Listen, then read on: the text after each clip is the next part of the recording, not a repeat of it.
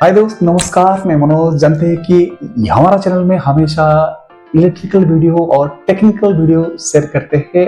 आज मैंने फिर से एक नया इलेक्ट्रिकल टॉपिक से बात करूंगा। वीडियो चालू करने से पहले एक रिक्वेस्ट रहेगा मेरा तरफ से, प्लीज मेरा वीडियो को लास्ट तक देखिए और कुछ सीखने के लिए कोशिश करिए। अगर कुछ डाउट है तो प्लीज मेरे को जाके कमेंट में डायरेक्ट मैसेज कर सकते हो। चलिए आज का टॉपिक बताता हूँ। आज का जो टॉपिक रहेगा, एर्थ रेजिस्टेंस टेस्ट करेंगे। जो एक एर्थ पीट में उसका रेजिस्टेंस वैल्यू कितना होना चाहिए उसको हम बात करेंगे।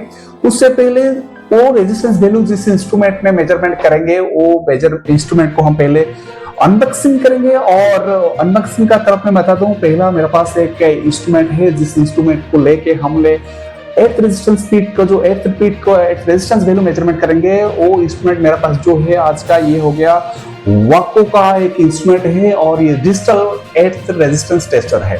मैं आपको बता दूं, ये जो वाको डिजिटल एर्थ रेजिस्टेंस इक्विपमेंट है, पहले अनबॉक्स करता हूं और देखते हैं कि उसका अंदर में क्या क्या चीज है। पहला तो एक तो उसका टफ कवर निकल गया जिसका ऊपर में कार्टून में आता है। और मैं आपको बता दूं, ये हो गया उसका मेन कवर और बॉक्स टाइप का देता है। इसका अंदर जो है कि आपका इंस्ट्रूमेंट आता है। और मैं पहले साइड में एक केबल है, पावर कोड है, जिस कोड से आप डिस्चार्ज होने का बाद आप आपका इंस्ट्रूमेंट को रिचार्ज कर सकते हो। ये चार्जेबल है इंस्ट्रूमेंट। मैं पहले बता दूं कि आपका जो ये इंस्ट्रूमेंट मैंने निकाला ये वाको का है। ये डिजिटल एर्थ रेजिस्टेंस टेस्टर है, मैं पहले से बता दिया हूं। और पहले से इसका अंदर में बॉक्स का अंदर मैंने एक इंस्ट्रूमेंट का साथ एक ऑपरेटिंग मैनुअल निकाला जिसका हेल्प में, जिसको लेके आप ये इंस्ट्रूमेंट को आप ऑपरेट करने के लिए इजी रहेगा। ठीक है, मैं जैसे बताया कि एक पावर कार्ड आता है और ये चार्ज करने के लिए यूज करते हैं। बात करते हैं कि वाको का जो डिजिटल एर्थ रेजिस्टेंस टेस्टर है, आपको देखने के लिए इसी तरह मिलता है। मैं थोड़ा सा पास में लाके दिखाने की कोशिश करूंगा। हर एक इक्विपमेंट, हर एक ऑपरेटिंग पॉइंट में हम फोकस करेंगे। पहले बात करते हैं कि जो वाको इंस्ट्रूमेंट आप देख रहे हो, यहाँ पर एक पॉइंट यहाँ पर देख सकते हो, यहाँ पर एक डिस्प्ले है जिसमें आपका डिजिटल वैल्यू शो करेगा और एर्थ रेजिस्टेंस वैल्यू यहाँ से ही आपको नोट करना पड़ेगा। ये हो गया डिजिटल डिस्प्ले आपका। और यहाँ पर एक स्विच टाइप का दिख रहे होंगे और ये जो दिख रहा होगा, यहाँ पर आपको सेंटर में ऑफ पोजीशन है, राइट साइड 10 ओम है और लेफ्ट साइड में 1000 ओम का एक सिलेक्ट स्विचेस है। आपको अगर लो ओम में रेजिस्टेंस मेजरमेंट करना है तो 10 में सिलेक्ट करना है। अगर आपको हाई रेजिस्टेंस मेजरमेंट करना है तो 1000 में करना है। यानी मोर देन 10 ओम का अगर वैल्यू का मेजरमेंट करना जरूर पड़ता है तो इसको 1000 ओम में सिलेक्ट करना पड़ेगा। चलिए बात करते हैं नेक्स्ट टॉपिक। जो नेक्स्ट है, यहाँ पर एक जब आप चार्जिंग में लगाओगे कार्ड का साथ, तब आपका इंस्ट्रूमेंट चार्ज हो रहा है कि नहीं हो रहा है, तो आपको कंफर्म करने के लिए यहाँ पर एक इंडिकेटर दिया गया है जो कि चार्जिंग का टाइम पे रेड कलर में आपको दिखाया जाएगा। तब आप कंफर्म हो जाओगे कि आपका इंस्ट्रूमेंट चार्ज में है। नेक्स्ट में बात करते हैं, यहाँ पर एक स्विचेस दिया रेड कलर का पुश बटन, जिस पुश बटन को पुश करके आप जब कनेक्शन कंप्लीट हो जाएगा तब ये इसको पुश करके हमने यहाँ पर एर्थ पीट का एर्थ रेजिस्टेंस मेजरमेंट जो वैल्यू आएगा वहां पर शो करेगा। तो ये हो गया आपका पुश बटन जिसमें टेस्टिंग बटन है। और इसका अलावा नीचे आपको 4 टर्मिनेशन आपको दिख रहा होगा। यहाँ पर लिखा होगा E1, P1, P2 and E2। ठीक है, ये जो 4 टर्मिनेशन है, ये टर्मिनेशन को क्या करना पड़ेगा, मैं आपको थोड़ा सा आपका हेल्प के लिए और एक कनेक्शन दिखाता हूं। ये पीछे की तरफ से ये कनेक्शन दिख सकते हो आप। 4 टर्मिनेशन का कनेक्शन दिया गया है। यहाँ पर लिखा हुआ जो आपको दिखता होगा पीछे, E1 एंड P1 को शॉर्ट किया गया है।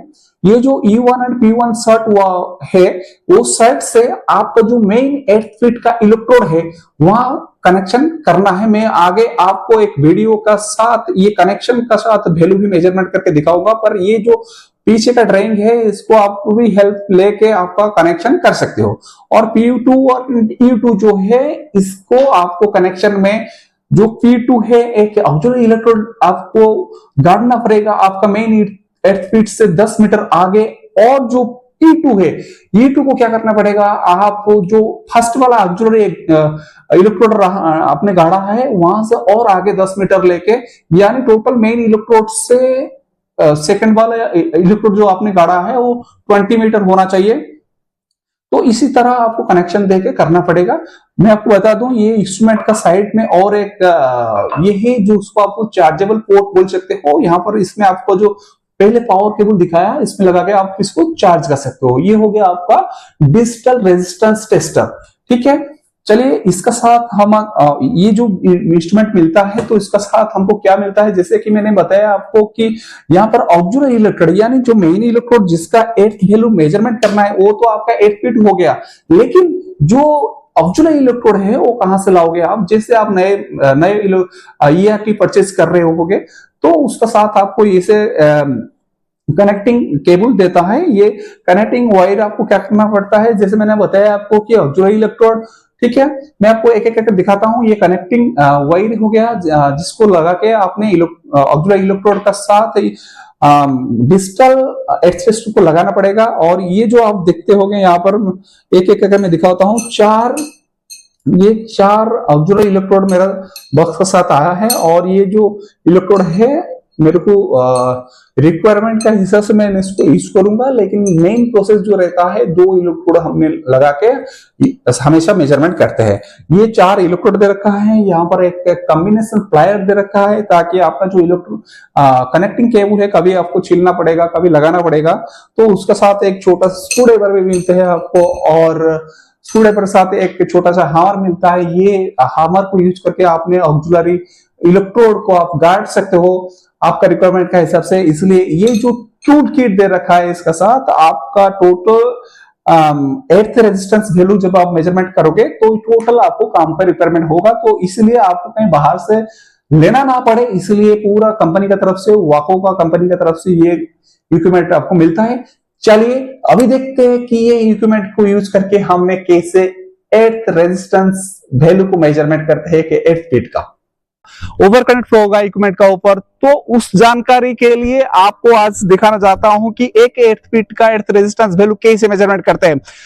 जी हाँ, मैं जैसे आपको बताया था कि एर्थ रेजिस्टेंस टेस्ट हम करेंगे आज। ये जो एर्थ फीट है, ये एर्थ फीट का जो प्रॉपर एर्थ रेजिस्टेंस वैल्यू आना चाहिए, जो हम मेजरमेंट करके देखेंगे कि ताकि हमारा जब लाइटनिंग होगा और इक्विपमेंट का ऊपर जब ओवर करंट फ्लो होने जाएगा और डैमेज होने के लिए कोशिश करेगा इक्विपमेंट को, तो उस जो ओवर करंट को जो ये एर्थिंग केबल यहाँ पर लगाया गया है, ये एर्थिंग का थ्रू ये ग्राउंड में जाना चाहिए। सो मैं आज आपको करके दिखाऊंगा कि एक एर्थ फीट का जो रेजिस्टेंस वैल्यू कितना होना चाहिए। आप देख सकते हो मेरे पास कि वाको का डिजिटल एर्थ रेजिस्टेंस टेस्टर है। ये वाको वाला रेजिस्टेंस टेस्ट का द्वारा मैं आपको करके दिखाऊंगा। चलिए देखते हैं कि जो सिलेक्टर स्विच है आपका जो ओम 10 ओम का है और 1000 ओम का है, तो मेरे को कम ओम का करना है, इसलिए मैं 10 ओम में सिलेक्ट कर दिया पहले। और उसके साथ ये कनेक्शन मैं आपको पहले बता दूं, और ये कनेक्शन में आपको E1, P1, P2 and E2 का आप टाइमेशन मिल रहा है यहाँ पर। और मैं आपको बता दूं E1 एंड P1 जो है ये इसको हमने सर्च करके रखा है, और ये जो गया है अपना एर्थ इलेक्ट्रोड को गया है E को।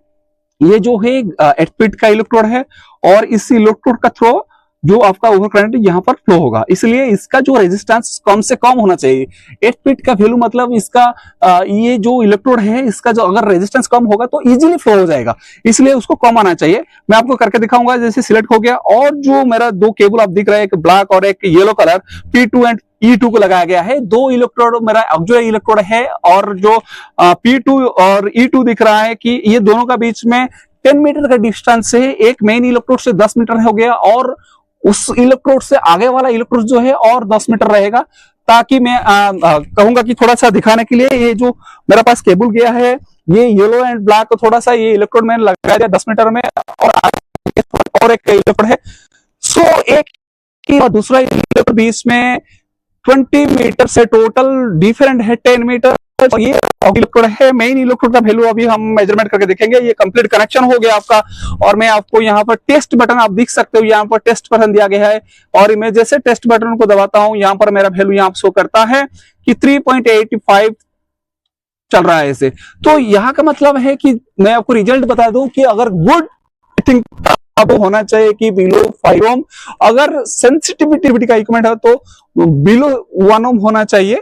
लेकिन यहाँ पर जो नॉर्मल इंडस्ट्री में एर्थ रेजिस्टेंस वैल्यू लिया जाता है उस स्टैंडर्ड के हिसाब से बिलो 5 ओम, मेरा जो एर्थ फीट यहाँ पर देख रहे हो आप, ये 3.8 ओम आ रहा है। और इसको थोड़ा सा ये रकी एरिया है, और ये रकी एरिया में थोड़ा सा सॉइल थोड़ा सा स्ट्रॉन्ग रहता है, तो इसलिए थोड़ा सा आ रहा है। नहीं तो मैक्सिमम अगर नॉर्मल जो एर्थ रहता है, नॉर्मल सॉइल रहता है, वहां पर आपका बिलो 1 और 2 का अंतर ही रहता है, जिसको हमने गुड प्रॉपर्टी और अच्छा एर्थिंग वैल्यू बोल सकते हैं। तो ये था आज का 8 फीट का ऊपर एक वीडियो, और मिलते हैं अगला वीडियो में। आज के लिए इतना ही। जय हिंद, जय भारत।